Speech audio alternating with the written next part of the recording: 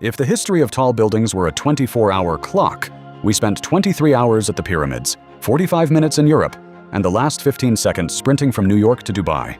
For 4,000 years, if you wanted to touch the clouds, you went to Egypt, and nowhere else on Earth even came close. You stood before a pile of stone so massive it remained the ceiling of the world for nearly 40 centuries. But then, something snapped. We didn't just start building taller, we started building faster. This isn't just a story about steel and glass. It's the story of how humanity learned to outrun its own shadow. Around 2560 BC, humans built the tallest structure the world would see for the next 3,800 years. The Great Pyramid of Giza, 146 meters tall, over 2 million stone blocks, some weighing more than 15 tons, perfectly aligned to true north with shocking precision. Originally covered in polished white limestone that reflected sunlight like a mirror across the desert. And here's something most people don't know. The workers were not slaves, as once believed. They were paid laborers, skilled workers. They even left graffiti inside hidden chambers. Signatures of pride. They knew they were building something eternal. And that belief shaped everything. The pyramid wasn't designed to compete. It was designed to last forever. Its massive base wasn't about height. It was about stability. For thousands of years, this was the ceiling of technology. Not because humans lacked ambition, but because the materials said no. Stone had limits, and for nearly 40 centuries, nobody could break them. Then, in 1311, humanity finally went higher. Lincoln Cathedral in England surpassed the pyramid by just 14 meters. It took more than a century to complete, built without modern math, cranes, or steel. And yet, after almost 4,000 years, the record fell. But notice something. It didn't fall by much, and it didn't fall quickly. Height was still expensive, slow, and fragile. That was about to change. What slowed humanity wasn't imagination. It was material science. Stone buildings had a brutal rule. The taller they went, the thicker their walls had to be. At extreme heights, buildings became mostly wall and almost no usable space. Height was possible, but useless.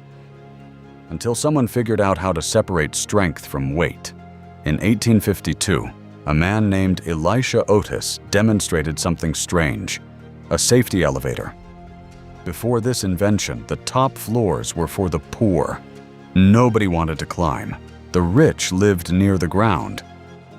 The elevator flipped the social order of buildings. Suddenly, height became desirable. Height became profitable. Cities began growing upward not because they wanted to, but because land became more expensive than steel.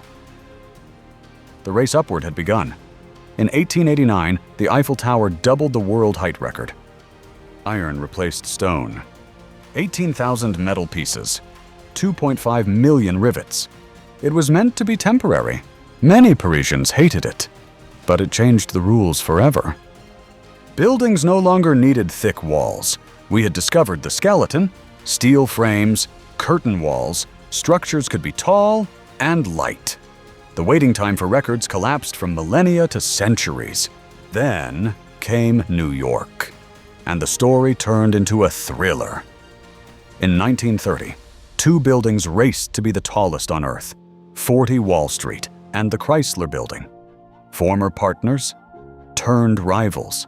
The Chrysler architect kept a secret: a steel spire assembled inside the building, hidden from view.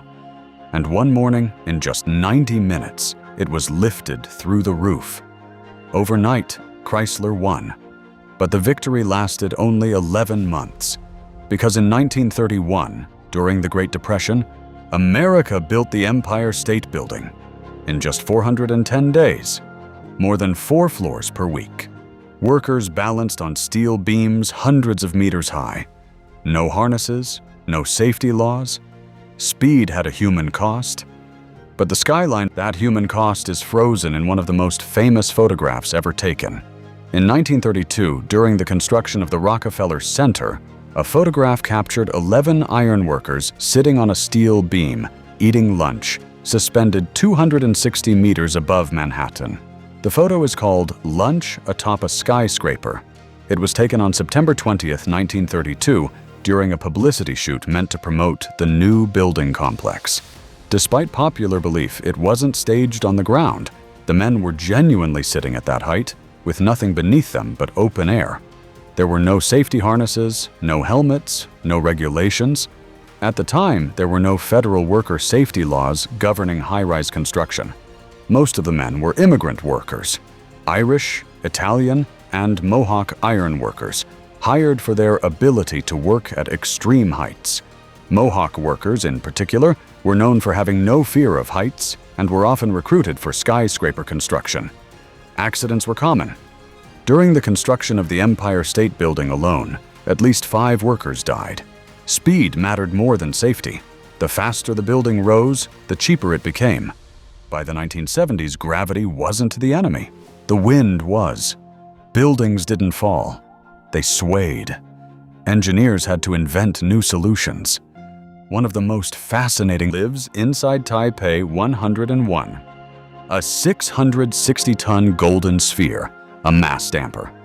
A pendulum that fights earthquakes and typhoons in real time. At extreme heights, architecture becomes psychology. People don't fear collapse. They fear motion.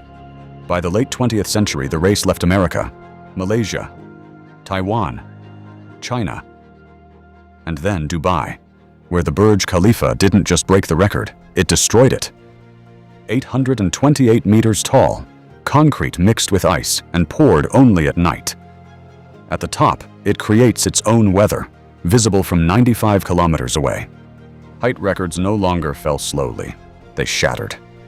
Look at the timeline again. The Pyramid, 3,800 years.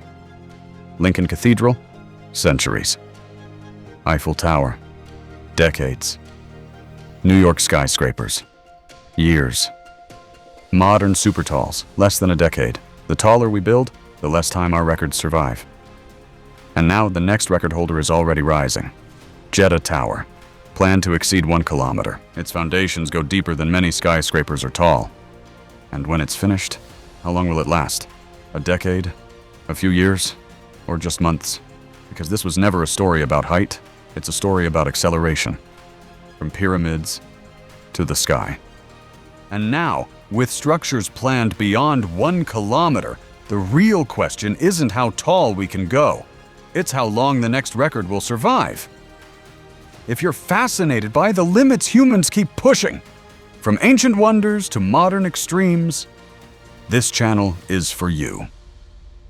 Subscribe to Wonders and Extremes, and join us as we explore what happens when ambition meets physics. Do you think the next tallest structure will stand for decades, or just a few years?